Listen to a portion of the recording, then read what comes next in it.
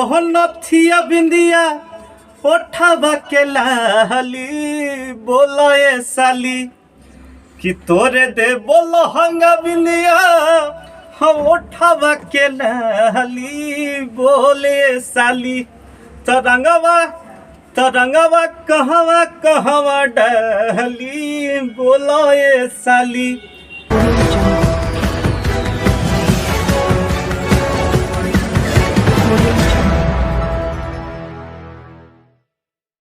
नमस्कार, ज्ञान की धरती नालंदा से मैं दीपक कुमार और आप देख रहे हैं नालंदा न्यूज़ 24। और आज मैं शाहजहाँपुर में माँ शीतला फिल्म्स रिकॉर्डिंग स्टूडियो में मौजूद हैं और हमारे साथ एक सिंगर मौजूद हैं, तो चलिए इनसे जानते हैं इनके बारे में। भैया नमस्कार। नमस्कार और नालंदा न्यूज़ 24 को सभी दर्शकों को मेरा प्रणाम। मैं गायक रणधीर सिंह सोनू। भैया मैं ये जानना चाह रहा हूँ कि आप इस फील्ड में कब से काम कर रहे हैं? देखिए, इस फील्ड में मेरे आए हुए तकरीबन 15-16 साल हो गया है। 2005 से 7 के बीच में मैंने स्टार्ट किया था। 2005 से मेरा स्टार्ट है और एल्बम की दुनिया में जहाँ तक की बात है तो मेरा स्टार्टिंग 11 में हुआ था। जब पहले मैं स्टेज करता था, स्टेज करते करते फिर लोगों का प्रेशर हुआ कि आप एल्बम भी कीजिए। तो जब प्रेशर बना तो हम बोले ठीक है एल्बम भी करेंगे। तो एल्बम की दुनिया में जिस समय सीडी का दौर चल रहा था तो मेरा स्टार्टर एल्बम की जोन में 2011 से हुआ। अच्छा। आप अभी माँ शीतला फिल्म्स में हैं जी। तो यहाँ का आपका क्या प्लान था अभी का? अभी का प्लान माँ शीतला फिल्म्स रिकॉर्डिस्ट के जो ऑनर हैं सोनू यादव जी, उनका कॉल आने के बाद थोड़ा सा उनका आया कि एक मेरे लिए भी कुछ चैनल का गाना करना है। तो मैंने बोला अच्छा ठीक है। तो उन्हीं के माध्यम से मैं अभी उनका होली सॉन्ग ये कर रहा था। अच्छा। वो कौन सा होली का सॉन्ग था? 2 लाइन हमारे श्रोता गुजर उसमें। बिल्कुल सुनाएंगे। एक होली का सॉन्ग है कि जीजा साली का मैटर है ये। नथिया बिंदिया ओठवा के लाली बोलो ए साली कि तोरे दे बोलो हंगा बिंदिया हम ओठवा के लाली बोले साली तरंगवा तरंगवा कहवा कहवा डाली बोलो ए साली। तो ये मैटर है जीजा साली का, थोड़ा सा छेड़खानी का मैटर है ये। अच्छा। जैसे कि हर कोई जानते हैं कि होली में थोड़ा सा छेड़छाड़ जीजा साली का खास करके लोग मैटर गाते हैं। बता रहे थे कि आपका 2011 में एल्बम की दुनिया में मतलब स्टार्टिंग हुआ था। तो जब आप स्टेज प्रोग्राम कर रहे थे जी, तो उस टाइम मतलब आपका कितना रिस्पांस मिल रहा था पब्लिक के द्वारा? उस समय भी मुझे काफ़ी अच्छा रिस्पांस मिलता था पब्लिक के द्वारा और बहुत ही अच्छा प्यार से नहीं मिलता था। इसकी वजह से मुझे लोग प्रेस किए कि आप एल्बम भी कीजिए। तो जहाँ तक कि दर्शकों का भी मेरे मतलब कि क्या बोलते मेरे फेवर में थे। तो उनके प्रेशर से, फिर घर वालों के प्रेशर से, फिर मेरे कुछ दोस्त थे उनके प्रेशर से कि नहीं आप एल्बम कीजिए, तो फिर मैंने एल्बम करना वहाँ से शुरू किया था। तो जब आपका एल्बम का जब समय स्टार्ट हुआ तो बताइए कि एल्बम के समय में आपका कौन सा गाना जो कि मार्केट में आपको पहचान दिलाया? दरअसल बात यह था कि मैं जब एल्बम में आया था तो मैं भजन गाने के लिए आया था। अच्छा। इस दौर में कि सब तो लोकगीत करते हैं फलाने ढकाने, तो मेरा एक टारगेट था इसलिए कि मैं बहुत ज़्यादा जागरण करता था। पहले मैं as a for jagran singer के नाम से मैं जाना जाता था। अच्छा। तो हम सोचे कि चलो हम भजन ही गाएंगे, भजन का ही कैसेट करेंगे। तो उस समय भजन का कैसेट किया मैंने, 2-3 किया था। तो उस समय हमको रिस्पांस नहीं मिला था उस कैसेट के माध्यम से। तो जो हमारे लिखने वाले थे, जो मेरे साथ में म्यूजिक डायरेक्टर थे, तो लिखने वाले को भी उम्मीद होता है गायक से कि क्यों नहीं, आखिर मेरा मेहनत बेकार जा रहा है इस आदमी के पीछे। तो मैंने उनका चॉइस जाना कि आप क्या बोलते हैं। थोड़ा सा मैं नर्वस हुआ था कि भजन कोई सुनता नहीं है, तो बोला नहीं आप लोकगीत कीजिए। तो हम बोले चलिए ठीक है लोकगीत करेंगे। तो बहुत इरिटेट हो के मैं बहुत इरिटेट हो के कि आया था भजन गाने के लिए, अब लोग का प्रेशर आ रहा है लोकगीत करो, तो बोले कि चलो लिखो लोकगीत करते हैं। अच्छा। तो लोकगीत मैंने किया था। तो उस समय 2014 का फर्स्ट या लास्ट टाइम था, और वेब से वो गाना आया था, एक गाना था। उस एल्बम के लगभग सारे गाने मेरे हिट थे, 4-5 गाने हिट थे, टोटल 8 थे उसमें। अच्छा। 4-5 गाने बहुत अच्छे चल रहे थे। उसमें एक गाना था कि सैया सोनावा के हार मुँह दिखाई दिहले, कि सैया सोनावा के हार मुँह दिखाई दिहले, कि दम सुहागे रथ के रतिया सधाई लिहले। तो ये सब गाने उस समय मेरे चल रहे थे।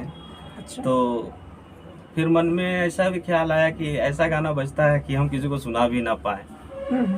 तो हम बोले कि कुछ ज़्यादा हो जाता है, साफ सुथरा करने का कोशिश करो जिसको हर कोई सुने और हम अपनों को भी सुना सके। बिल्कुल। तो फिर साफ सुथरा गाना मैंने शुरू किया जो आज तक चल रहा है। तो जैसा कि आप बता रहे थे कि 2011 में आपका स्टार्ट हुआ और अभी आपका 2022 चल रहा है, तो 2021 में कौन सा गाना आपका मार्केट में बजा था? 2021 नहीं था, वो भी प्रोजेक्ट धुन म्यूजिक का था, और वो गाना मेरा बहुत अच्छा, मतलब छठ का गाना था वो। अच्छा।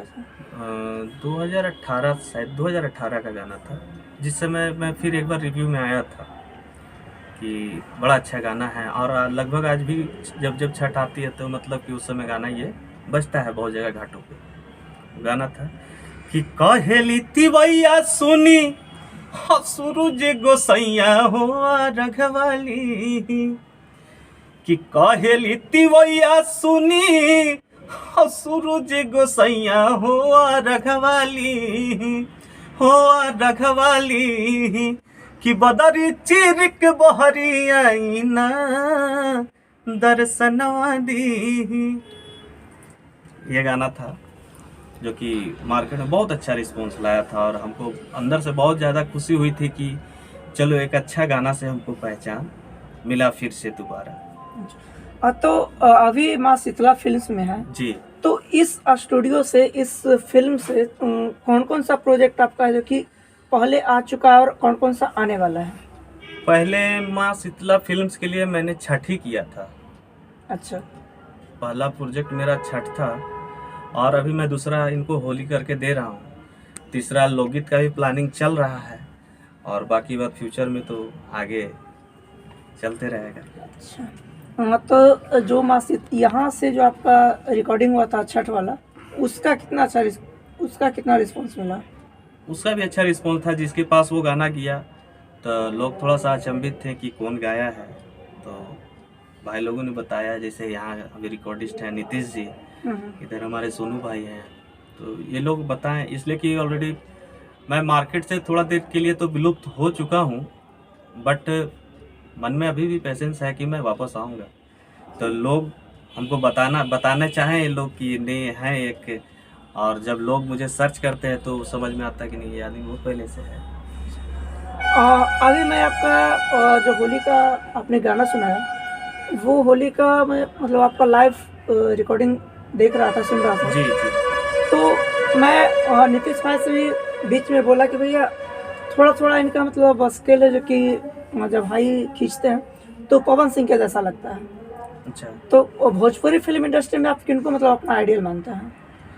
देखिए, भोजपुरी फिल्म इंडस्ट्री में आइडल मानने की बात होता है तो मैं जब मैं भोजपुरी सुनता था, और मैं शुरू से भोजपुरी ही सुन रहा हूँ, तो उस समय मेरे सबसे आइडल थे मुन्ना सिंह जी थे, भरत शर्मा जी थे, भिखारी ठाकुर जी थे। इन लोगों का मतलब कि मेरे घर में ऑलरेडी गाना बजते रहता था और मैं उन्हीं से सुन के प्रेरित होता था। अच्छा अच्छा।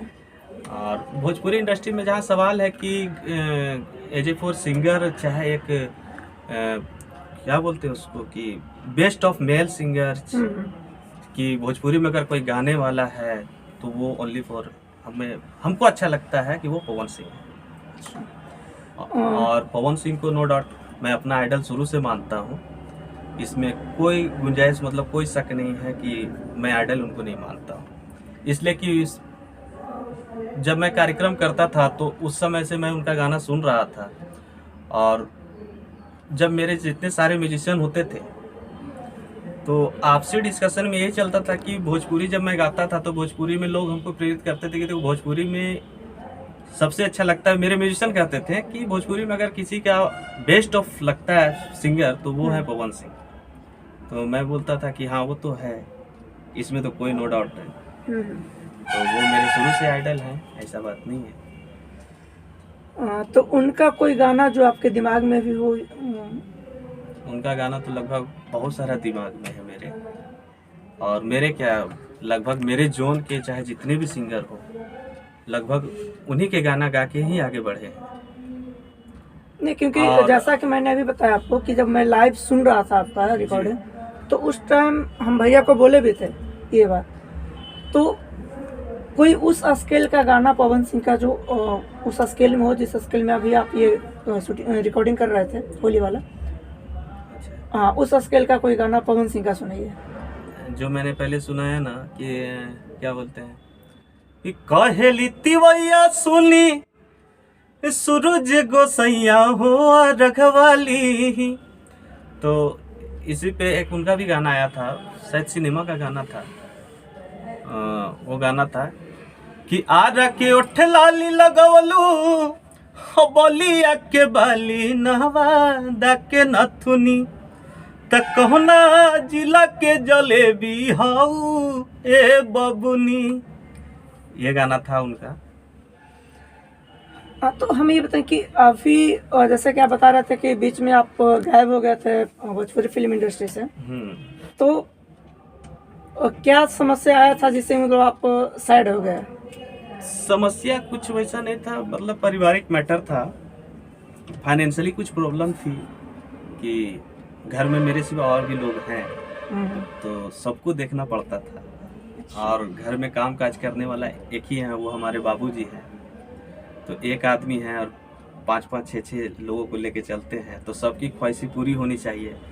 और मेरा शुरू से सिद्धांत रहा कि मैं अपने स्वार्थ के लिए किसी का जीवन नर्क में ना ढकेलूं। तो मैं बीच में लुप्त हुआ था कि मेरे भाई का पढ़ाई का भी इंजीनियरिंग का तैयारी चल रहा था उस समय, तो फाइनेंशियली उसको कुछ ज़्यादा ही ज़रूरत था, और उस समय मैं चरम सीमा पे था। बट कंटिन्यूटी की मार्केट में अपडेटेशन की ज़रूरत होती है, तो मेरा अपडेटेशन उसी समय टूटा था, इसलिए कि फाइनेंशियली मैं टूट गया था। तो हम बोले कि या तो उधर करना होगा, घर वाले को बोले कि तो पहले करो, उधर ही कर लो।